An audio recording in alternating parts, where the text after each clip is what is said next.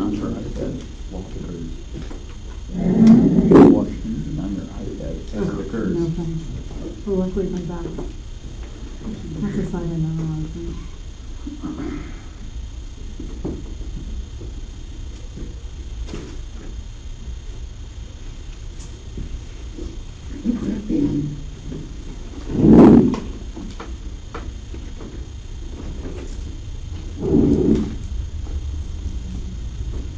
Okay. We're ready? Okay. Good afternoon, everyone, and thank you. Welcome you to the Albany 4th District Commission meeting. I'll introduce myself. We'll go around the room and introduce ourselves, and then we'll start the meeting. My name is Georgette Steffens. I'm the chair of the Albany 4th District Commission. Joe Coffey, Commissioner and Treasurer. Lieutenant Reynolds, Commissioner. Noah Pinch, Commissioner. Tony Bassel, Business Development and Marketing Manager. David Martino, Vice President, Local 5018. Jim Gallagher, President, ILA Local 5018. Tom McGinnis, IT report. Annette Gaspers, Board of Welcome. Megan Daly, Director of Economic Development and Procurement. Patrick George, General Counsel. Jared Smith, Director of Internal Controls and Enterprise Analysis. Sorry, I didn't mean to run.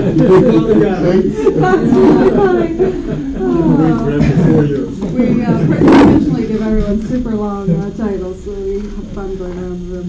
It's really funny. Richard Hendrick, General Manager. Oh, that makes me laugh. Okay, so everyone has received a copy of the minutes from our March 26th commission meeting, and if there's no edits or changes, I'll take a motion to approve the minutes. Second. All in favor? Aye. Great, thank you. At this point, I would open it up for public comment. Is there anything that you guys want to? We're here to listen to it. but Okay, great. If anybody wants to use their 5 minutes and has a question for us, you can have it. All right, thank you. One second. Is there anything going on or anything that you want to bring to the board's attention? The only one thing is that post that but I think that lost the intentions of it. Like on Facebook, I know that was taken off. A couple weeks ago, we had a vessel here that came up the river, and it was on lash on the way up. And when they do that, and also they lash on the way down, certain heavy lifts, when they do that, we feel not only is it like a safety risk for the vessel going out, we also lose work for members. Like, if they didn't leave one piece on lash, which fortunately they did on that vessel, we would have lost 6 positions. So, and my intentions was putting that on Facebook, because I know the commissioners are like the first line to the politicians, and we'd like to see a possible law in place that they can't do the securing and non-securing on the river. That has to be done at the port for safety reasons. I hope you're going to rewind if I ask you. Would you mind going through, like, for everybody to learn, go through a cycle of what it looks like for your team if the ship comes up, what your actions are, how long it takes, how many days, do you know what I mean? Yeah, Well, you know that inside and out, don't tell me necessarily. Well, that vessel, we were unloading it, so. The cargo, what was Yeah, the cargo? it was, which one was that? It was the 20 pieces out here. Yeah, the 20 pieces on the, one or something. Alright, so that's maybe 4 to 6 hours worth on lashing, but that's, like I said, 6 members. And they did leave one piece on lash, so we were able to get a lashing crew on it, but if that one piece wasn't on lash, we would have lost 6 positions. But like then when it's done being on lash, that's when we start unloading the vessel. But it's the opposite to when we do load the heavy lifts, and not all of them do it. Sometimes we'll load the heavy lifts, and certain shipping lines, they don't have us lash.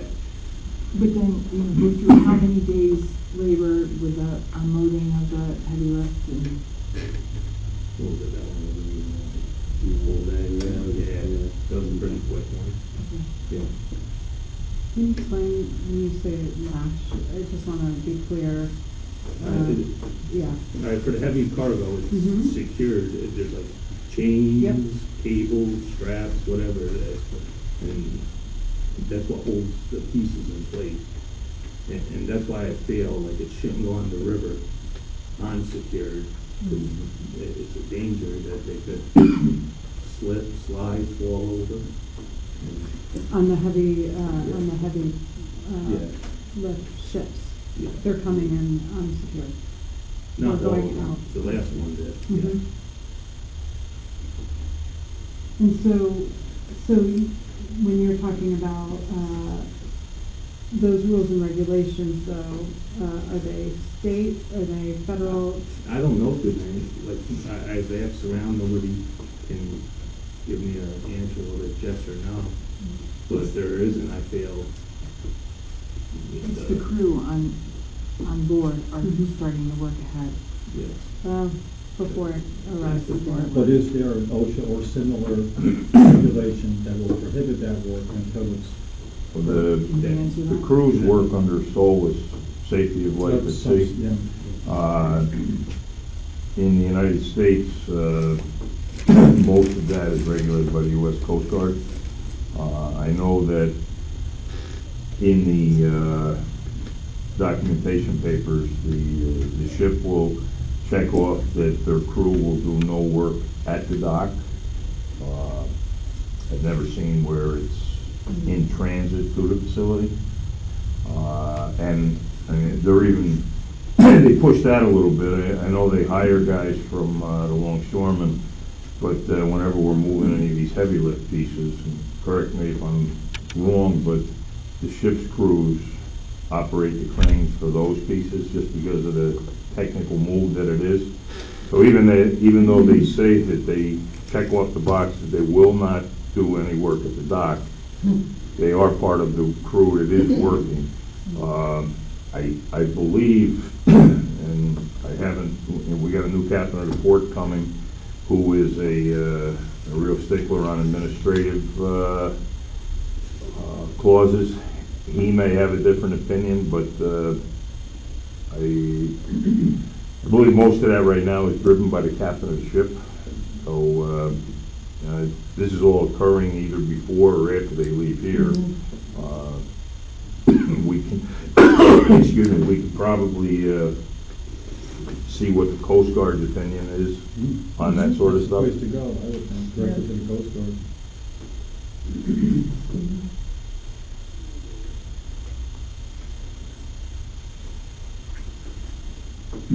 Thank you for that. Yeah, no, I mean, certainly safety, Good information. safety of our longshoremen is critical for us. So we'll definitely follow up on that.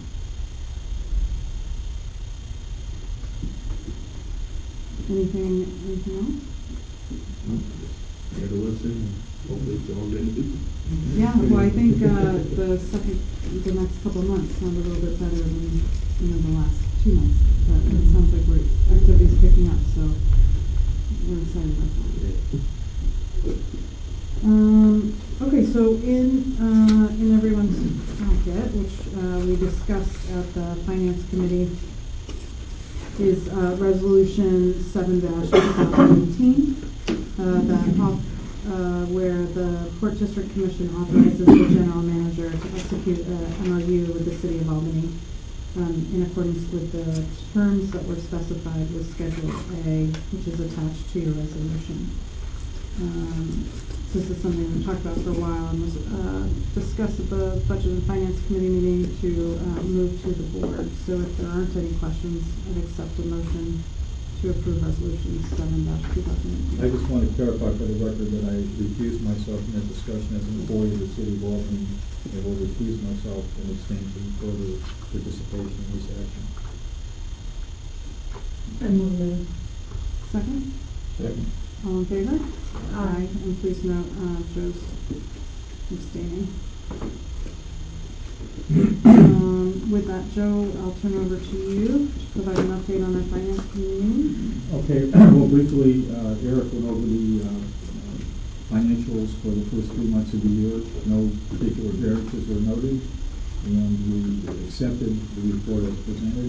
Bob Hennis from P. Johnson Advisors came in and provided us a report on our portfolio as it currently stands.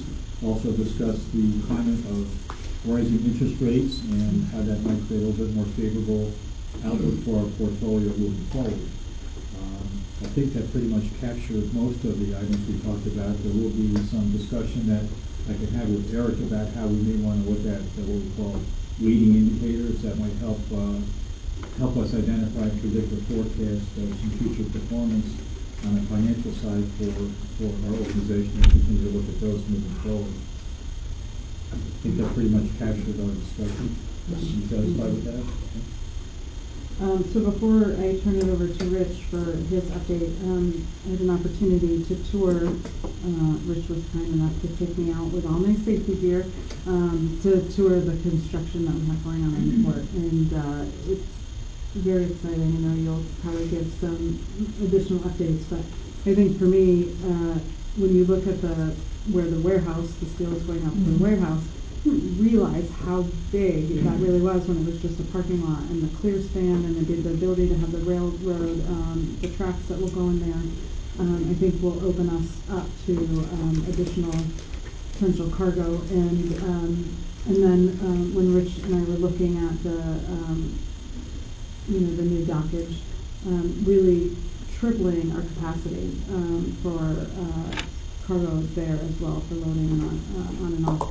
So those are really exciting projects that will continue to elevate the port, continue our growth, and hopefully bring in more ships and more work. And so I know that Rich and John and the team are doing a really great job of keeping that project moving, hopefully potentially ahead of schedule. So if you haven't had a chance, I definitely recommend going and seeing them pour the concrete for the docks. It's really incredible. Thank you. Beginning next month, and as a show of return on investment, in 2010 and 11, we received an $11 million grant from the state to refurbish the wharf in Rensselaer, which has had no cargo since, I think, Columbus. We built that wharf with the intent that if anything on this side could not be unloaded, that would be built to the same specifications of 1,200 pounds per square foot. You've heard Tony report over the last several years on the Cricket Valley Power Project. The cargo has started to arrive, and all of the heavy equipment went to the Rensselaer side through that new wharf system that is in place. It'll begin to move out, I believe, the first week in May. There's been a few obstacles that we've been working with both the City of Rensselaer and State DOT. Originally, it was going to come out of the port and go right up Route 9 and 20. Starting this week, the two bridges that it was going to have to cross over leaving the port are being reconstructed. So we're working with the city and taking a different route out of town, up Broadway and up 3rd Avenue through the residential districts for about a 7-hour transit to Poughkeepsie, where they'll get to the job site. So we're trying to adjust timing so that the moves will be made earlier in the evening rather than beginning at midnight. Everything seems in place to begin at about 8 o'clock at night so that we're not causing too much of a disruption for the people that live in the historic neighborhoods. And then anything that occurs during the move will be put back to the way it was prior to the first move going across. There's some islands on 3rd Avenue off of Broadway that are going to have to be taken out to allow the pieces to make the turns. So it's nice working with everybody at the table that is all working towards the same goal. There's going to be 45 to 48 moves between May and I believe November to get all of the cargo delivered to the site in Dutchess County. This Tuesday, if all goes well on Monday, there'll be some historic changes made at the port. DOT has approved our demolition proposal for the Pico loader at the Cargill grain site. Since Ardent Mills took over that lease, they have no intention of exporting any grain. The loader was only an export loader. The intent of Ardent in the very near future is to build an import facility. So we'll reverse gears, but the contractor at the site, Harrison Burroughs, has hired a subcontractor, Sessler. They've approved or submitted engineered plans to us and DOT as to how the piece will be taken down, and then it'll expedite the continuation of the wharf project, and there's anticipated to be substantial savings in the overall project because of the work that is not going to be required to support the loader system that's on the dock. We've been having a lot of inquiries about wind energy, both onshore and offshore. For the past several years, because there wasn't a lot of scuttlebutt about it, we had not been attending the North American Wind Energy Conference. May 7th, 8th, and 9th, Bill Ring and I are going to Chicago to attend that and try to drum up business for the port with bringing the projects that are destined for the Northeast into the facility here. We're continuing to have a lot of discussions that I so far have been fruitful with this offshore project, which is going to be stretching from the Massachusetts-New Hampshire border down to the Delaware-Maryland border. So we feel that we are situated perfectly with half the distance each way. So if we can continue to be a player in that, it's going to be a lot of work for at least the next 25 years.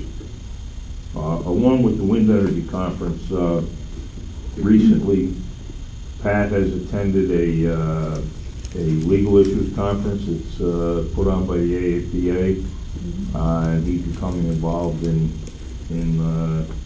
that committee. Eric has just attended a finance committee seminar that was also put on, and I believe in the very near future he'll be put on the AAPA finance committee, working with the big players in the game. The committee's chaired by the Port of Long Beach, LA. So again, Port of Albany is putting its footprint out there. And Tony just attended the what used to be called the Critical Commodities Conference. New terminology now, Tony? Cargo Connections Conference. Cargo Connections. Still CCC. So we've been busy with all of that business development also. That's about it for now. Any questions for me? No. With real estate updates? There's one component that will be in the executive session discussion. Anything else on real estate? No, not at this time. Okay. Cybersecurity. So you'll recall this was, this agenda item is an outgrowth of a recent cybersecurity assessment. We were one of 3 ports in the country that voluntarily participated in this assessment, which was a program through MARAD. And really, and this was touched upon, as Rich said, I guess, at the conference, this was a part of the subject matter of the conference. And as we learned during our assessment, the presenters at the conference indicated that really cybersecurity is not particularly identified necessarily with an IT department. Pardon me. It really needs to be a C-suite and executive management level initiative. So for us to continue to move forward on that on a quarterly basis, we'll have a standing agenda item. I'll note that during our assessment, the observations were primarily related to documentation. We've taken steps to build a documentation library basically related to the deployment of new equipment, both hardware and software, and really establishing, sort of just a blanket deployment depending on the user.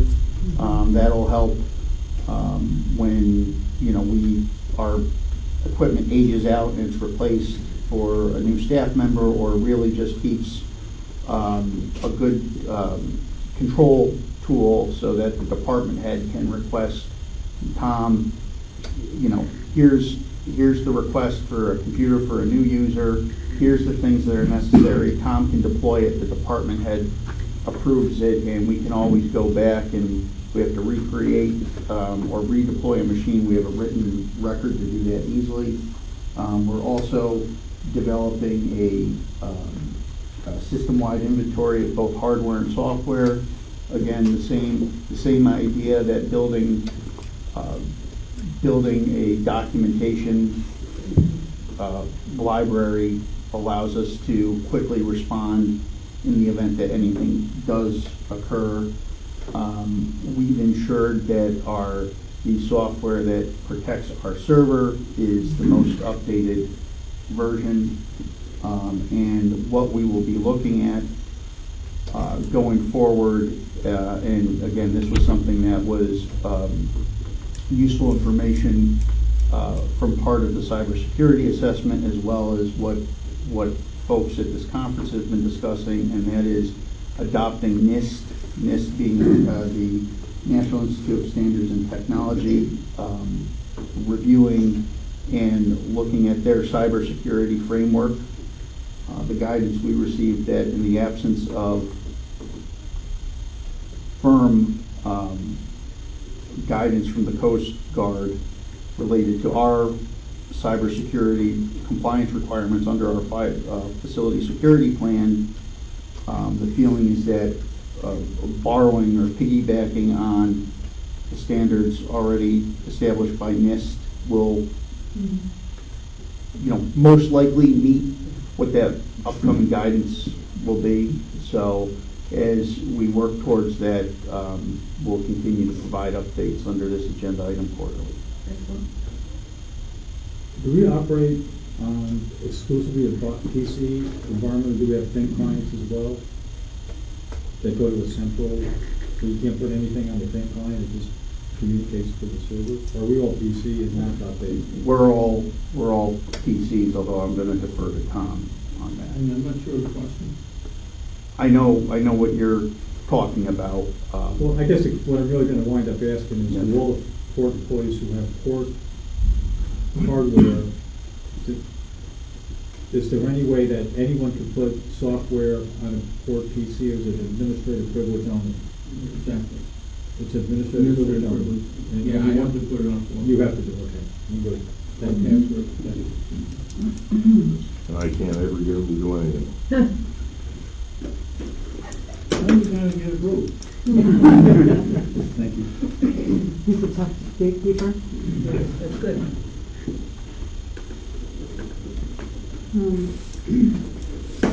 It's interesting, cybersecurity is such an important piece, especially as we've updated with not so near security building and all the security controls and the fencing, and it's really just taking that to the next step. So Tony, we're going to hear from you. I'm interested to see I don't know if you can talk about, some of the commodities and things that you've been hearing from your conference, that'd be great. Thank you, Chair.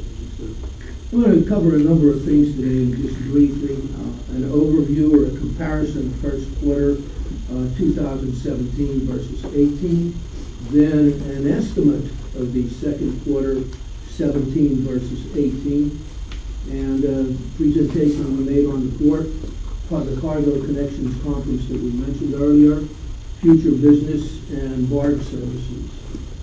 So first of all, overview of the first quarter results. First quarter this year, 10 vessels. Last year, 18, down 8 or around 44%. Why? Because we had the Lordstown, Ohio Energy Facility project. We had the Moxie Freedom. We have also a project in Wilkes-Barre, PA. And that's one of the reasons our first quarter was slow. And we experienced those peaks and valleys over a period of time. So then on the tonnage, first quarter, we're up on tonnage. 58,000 versus 40,000. Why is that? That's because of scrap. We've had 2 vessels for 39,000 tons, and that's part of the reason for the 18,000 ton increase, 58,000 over 40.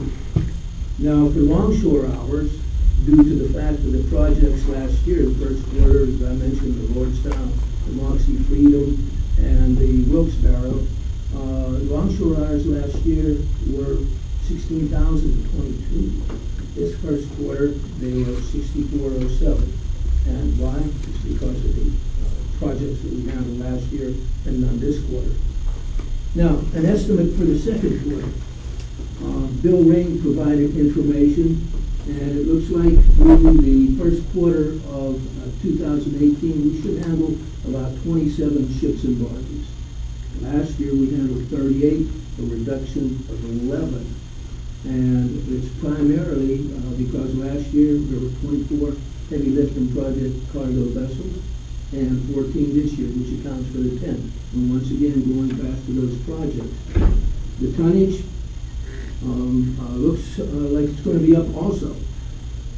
Predicting around 142,000 tons for the 6 months of 18 versus 133 last year, the same period, up around 7,800 tons. Now, the scrap should end about even last year versus this year. Where that 7,800 ton increase comes from is from the heavy lifting project cargo sector. We're anticipating about 34,000 tons. Part of it is the Cricket Valley, which is mentioned. A number of other projects are coming up that will be taking place, and 28,000 last year. So what's happening, it's something like most everything in the world in respect, and also particularly in the maritime industry. We hear about these 20,000 and 20,000 TEU, 20-foot equivalent ships sailing around the world. We're only on the East Coast getting 14,000 ones. So what's happening, you have the larger vessels, less vessel sailings or calls versus a lot more containers.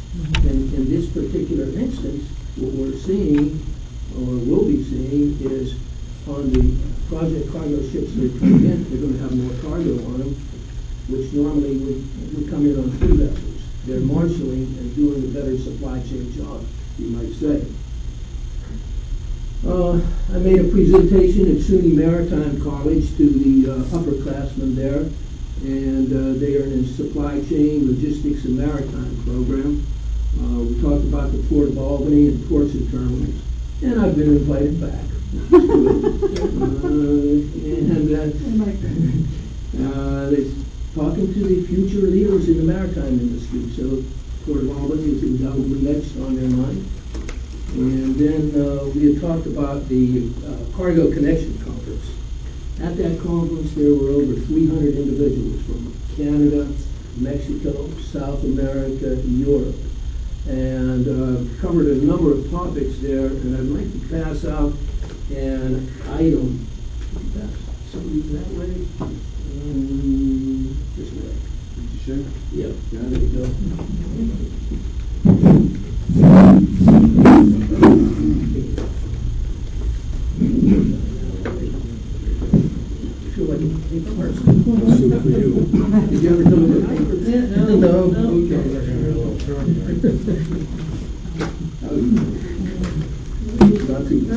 Everyone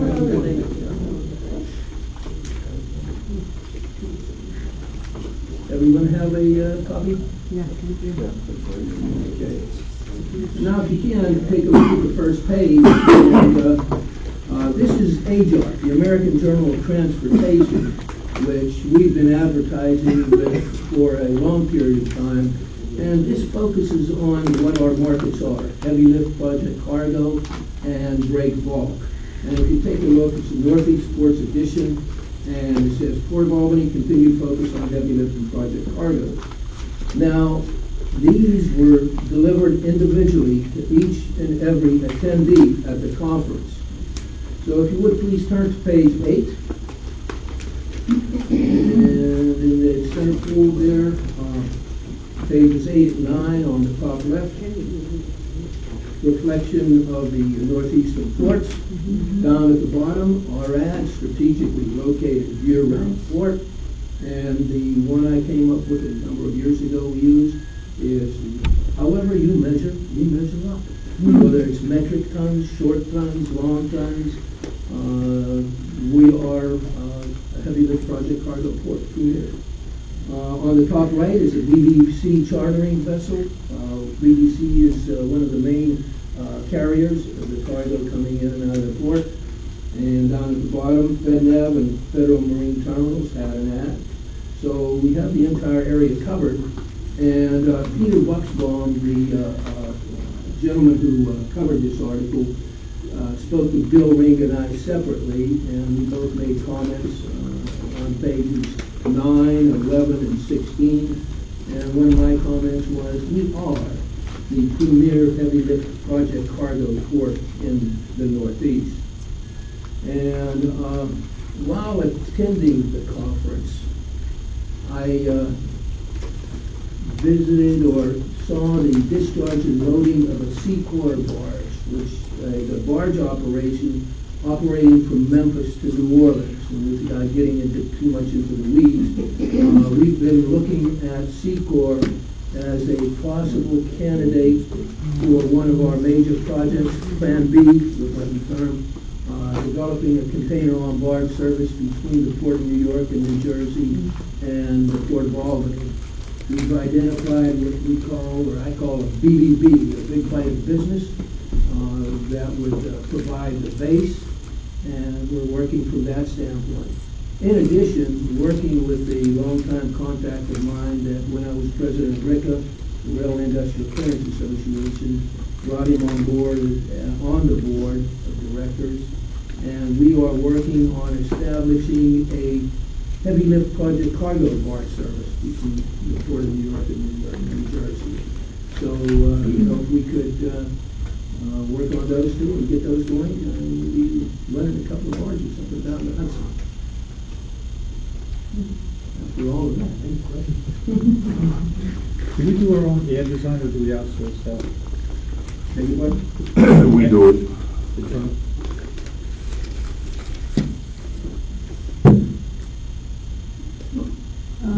We're working on updating and changing a lot around as we build our library of photos and that too. So this kind of getting to the point of re-emphasizing branding. Yeah. At some point, that's what it says before. So there isn't actually a agenda number, so it might be good.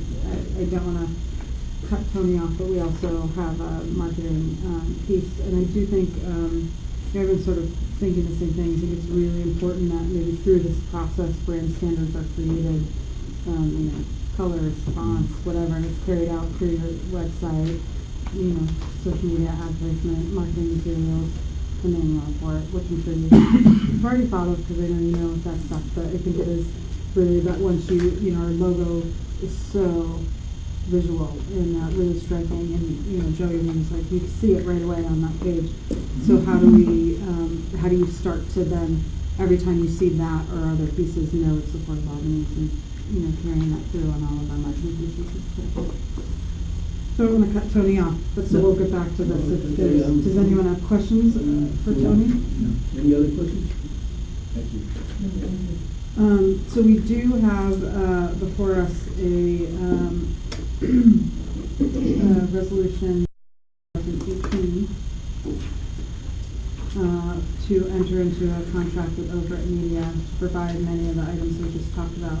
The total contract is $30,000, but we have a grid or will be a grant or will be receiving a grant from National Grid to cover 10,000 of that 30,000. So this is sort of part and parcel to, we are applying for a strategic economic development grant through National Grid also to undertake the expansion feasibility study work that this board had actually authorized 2 board meetings ago. And actually National Grid requires that you do it combined as you're doing a strategic economic development grant, as you're doing feasibility work to undertake expansions or business development activity in the future, expecting that work that you will do will come to fruition, you'll have a site or sites that you'll seek to develop, that you also undertake business development work. And so this would fulfill that requirement, and I think it would serve exactly what you just said, was to offer comprehensive branding, the work that would be included. And we may have confused you with what was in the packet. You did. Yes. I tried to give them 10 to 30. So it's on your iPad too, also disregard.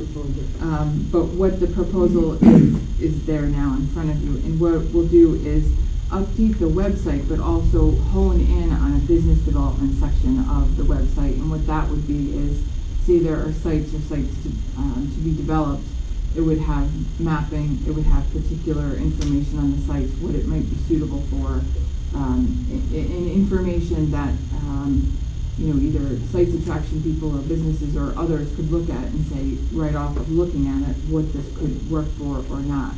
So some of the stuff we may sift through phone calls or emails now may be achieved through that. It would also do some additional digital advertising. So that would be for this business development component. Our goal would be to also coordinate it with some maritime work as well.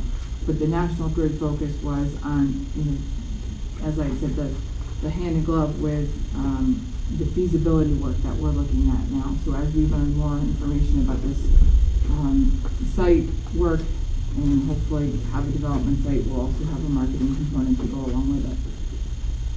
The expectation is, so you have the proposal, the scope of work, what they would cover, what the cost would be. The expectation is 1/3 of that would be reimbursed through this National Grid grant. Can you just walk me through that? Because when I read the proposal, it says they're doing an annual report for 10 grand. That's what I mean, it might have confused you. That So was wrong. what- You should not have gotten that. Yeah. That work is underway. That one, that is, yeah, that was authorized. It was at a level that doesn't require board. So we have a relationship with Overt where they've done our annual report last year. We're going to have them do it this year. But Overt also has this relationship with National Grid and also with CEG, which we will have to partner with the Center for Economic Growth to do this, both of these grants, the feasibility work and the business development component. So that's what I meant when I said we may have confused you. What this work is, it's web design and development, so that sets a base. From there, what they would do is a business development effort on that. So specialty page and pages that have that mapping, that have the in-depth information of site or sites that we would want to market or attract development to. And then it would also have digital advertising, which is, correct me if I'm wrong, Tony, but it's brand new for us. This is a bit of a focus on this land development, but it could absolutely be coordinated with broader development. We did have some digital with AJAR for a few years, but that is ended. So what they would do is their experience with what they call the pay-per-click and tracking who goes where in sort of a sophisticated level, so we wouldn't just be putting it out broadcast. There would be some investigation to what's our market. So, at a new site that we're looking at this point, we would be seeking to attract a commercial or industrial user. There are certain sites that we would not be looking to attract there. And what we would do is custom target the audience that we would have this digital advertising go to. I find it exciting because I like the idea that they sort of prescribe for us that as you're looking to investigate and develop the land, that you also look to get those customers. Because from the National Grid perspective too, ultimately they want somebody that's going to plug things in and pay the power bill. And for us, what we want are tenants that are going to invest in the land, either build a building or use it for other purposes. Is all of the work going to do with the creative part for digital, is any of it print at all? There is, and so as you did see, we are doing our annual report, which is a brand, and it's this year is going to follow the last year's brand too. And it would include some of that. It would, but the focus of this would be digital. How much print advertising do we do? Look to Tony for that, because right now in terms We of land advertise in development, we two don't. publications, Joe. The American Journal of Transportation that I pointed out, that That's good. focuses on the heavy lifting project cargo. Also, another international magazine, HLPFI, Heavy Lift Project Forwarding International.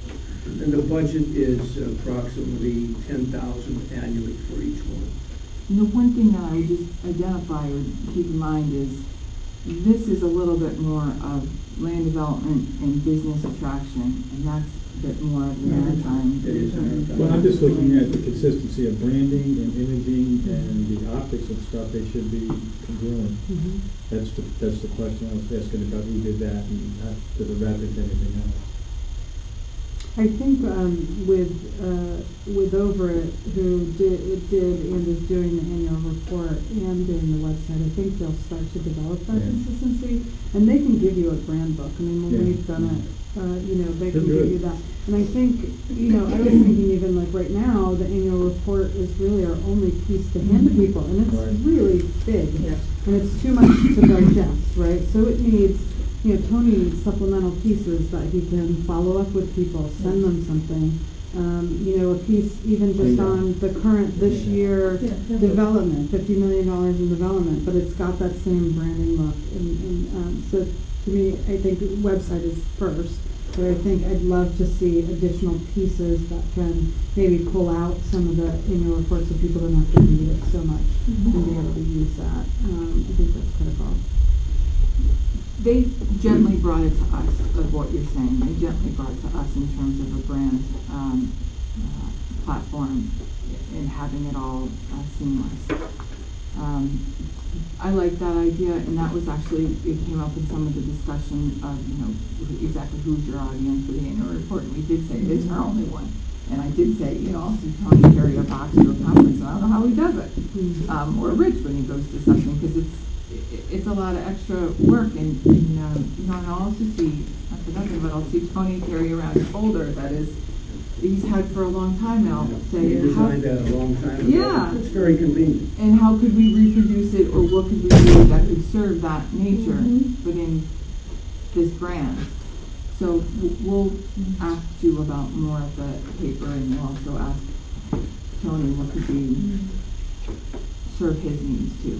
And I guess it's some of the pieces that, this is Joe's question, but some of the pieces that they develop for the digital, you can resize for, you know what I mean? Like you can resize for a print pad, or, I mean, it's a very easily, manipulated piece. But the ability to track sort of where the people are coming from, how they're getting to your website, what your top 5 resources are, and then figuring, really tracking that so that you can figure out where's the best use of your dollars is, it's so helpful. I think once you have built out the website, I think that information will help drive remarketing. And it'll help too that we don't have to print 1 million copies of something that lasts for 40 years.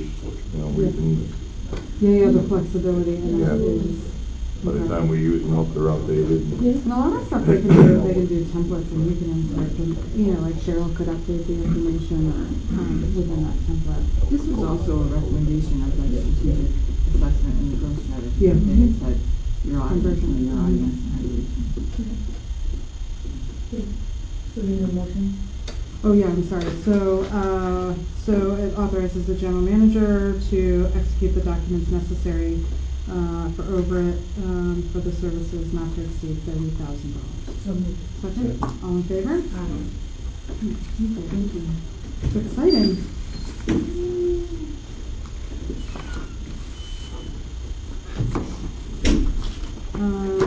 All right, so Tony, you wanna give us an update on Ford Industry Day? Yes, once again, Port Industry Day, our fifth V, like we want to try to do it like the Super Bowl. So we're gonna do that. We've got the Dutch apple set, we're looking into the various camps and everything like that. The trolleys are set.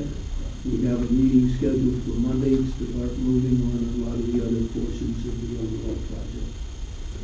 We've already sent out an email blast to the mailing list that we had. Okay. Like I save the date? Save the date, yes. So I wonder if there could be some really interesting, like, infographics or, right, like, that idea of tripling, the dockage, capacity, or, I don't know, if there's some way to quickly grab people's attentions, whether they're banners that you put around that have some of these interesting stats. Like, I feel like when I welcomed people last time and I said something about us being, I don't know, one of however many for the Tiger Grant, people were like, wow. Like, are there things that we can catch people when they come in with information like that in a visual graphic? Sort of by the numbers.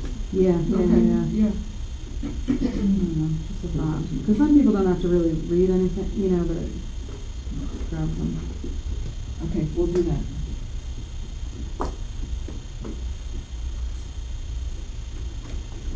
So is it in the afternoon or in the morning, Tony? Should be starting around noon, probably go to 4. Okay.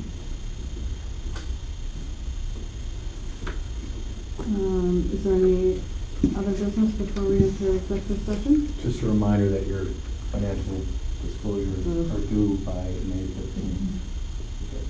20 days. Check your junk mail on your email. That's where most of ours went to from Jayco. 100%. Actually, with my financial status, that's where it belongs. Junk files. Thank you. Thank you. And oddly enough, I talked to Jayco this morning, and they won't tell me, even as an ethics officer, who hasn't filed. They literally wrote, who has not. They literally wrote back and said, we won't tell you until it goes to the enforcement people, until after the date. And I said, okay, well, I'll just tell We're not giving everybody you heads every up, we time want to that- catch it. Well, so I'm I'll logged send in. another email in a week or two. I went to log in and I logged in and all that comes up is my DMV information. So I must have a port login and I must have a DMV. Yeah, we're still on. Yeah, Yep, that's yep. fine. Yep. Yeah, we're not on. So I couldn't figure it out. So I Because have you, yeah, you have I to go must into have the two right portal. different, Yep. yeah. But it keeps on, I can't get the form to come out. Okay, why don't Yeah, maybe afterwards. talk to me about how. Because I can't get the talk to form. them. Okay. Yeah. Anything else? I updated yours Yeah, last year yeah. during the year, so it should be, Yeah. that's it. Any other business? Okay, so, with that, I will take a motion to enter executive session to discuss, proposed acquisition of property. Second? Second. All in favor? Okay.